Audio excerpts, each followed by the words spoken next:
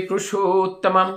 आज विषय है बाह्य और आंतरिक प्रकाश। ये जब प्रकाश की बात करते हैं तब इस प्रकाश में प्रकाश पर्व की याद आता है।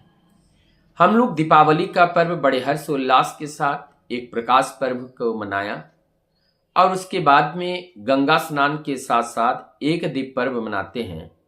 ये गुरु नानक देव जी का जन्मदिन के रूप में हम एक दीप पर्व को उपभोग करते हैं। अब इस दीप पर्व के पीछे क्या है, इस बात को जानना हमें चाहिए। प्राचीन समय से हम लोगों ने देख के आए हैं, कोई भी शुभ कार्य का शुभारंभ जब होता है, दीप प्रज्वलित करके ही उस कार्य का शुरुआत किया जाता है।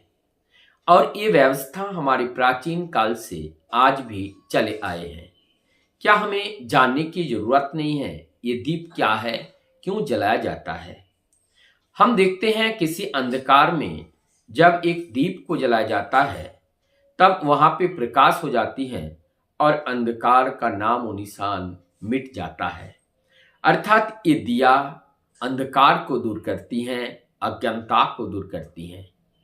परमदयाल श्री जी ठाकुर एक बार दीप रक्षी नामक एक किताब है, एक धर्म ग्रंथ है ठाकुर जी के, और उसके अर्थ को जब जानना चाहा परमदयाल श्री जी ठाकुर जी से, तो ठाकुर जी ने बोले ये जीवन दीप की रक्षा के लिए जो बातें की जरूरत है वो दीप रक्षी हैं। तो अर्थात हमारे जीवन रूपी एक दीपक है और इस दीपक में निरंतर प्रकाशित होती हैं वही दैवीय और ऐश्वर्य गुण, और उस दैवीय और ऐश्वर्य गुण के प्रकाश से सामाजिक अंधकार दूर होती है। और जब सामाजिक अंधकार दूर होती है तो वहाँ ज्ञान का उजियारा होता है, उसमें जीवन अच्छा लगने लगता है। हम लोगों ने देखा जैसे ही ये पर्व आती है, हमारा घर, हमारा ऑफिस, हमारा कार्यालय या राष्ट्र का कोई भी हमारी महत्वपूर्ण संस्थान, हर जगह पर दीपक जला करके वहाँ प्रकाशित की जाती है। और इसका तात्पर्य यही है, लोगों को बताया जाता है घर घर में दिया जालो और घर घर में अंधकार को दूर करो।